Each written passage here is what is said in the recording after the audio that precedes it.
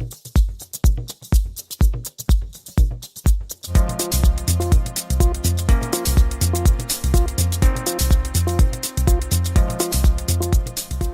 kaasteelised.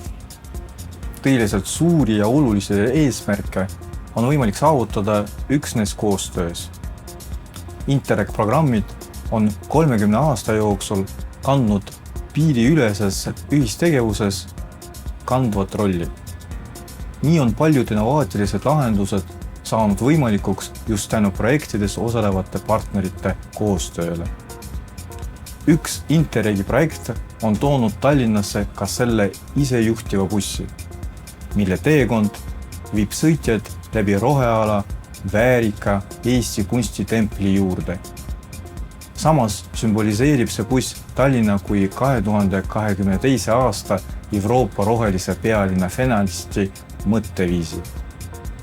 Ka puud, mida siinsel teekonnal näeme, on oluliseks sümboliks, sest nagu puud kannab ka koostöö vilja vaid siis, kui selleks on sobivad tingimused. Ja sarnaselt loodusele on koostöö vorm, mida me ei tohiks võtta iseenesest mõistetavalt. Seda tuleb hoida ja meeles pidada, et just riikide vahelises, aga ka piirialade koostöös peitub Euroopa jõud. Üheskoos ehitame sildu, mis aitavad meid ka kõige raskematest aegadest üle. Üks Euroopa Liidu vaimseid isasid, Jean Monnet, on öelnud, et vaadates kaugemale erinevustest ja geograafilistest piiridest näeme ühiseid huve. Selle sajandi kõige suurem katsumus ja meie ühine huvi on kliimakriisi lahendamine. Seda ei saavuta ükski maa.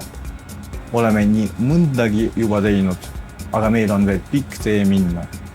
Ja sel teekonnal on oma osa Interregi programmidel ja meie ühisel koostööl.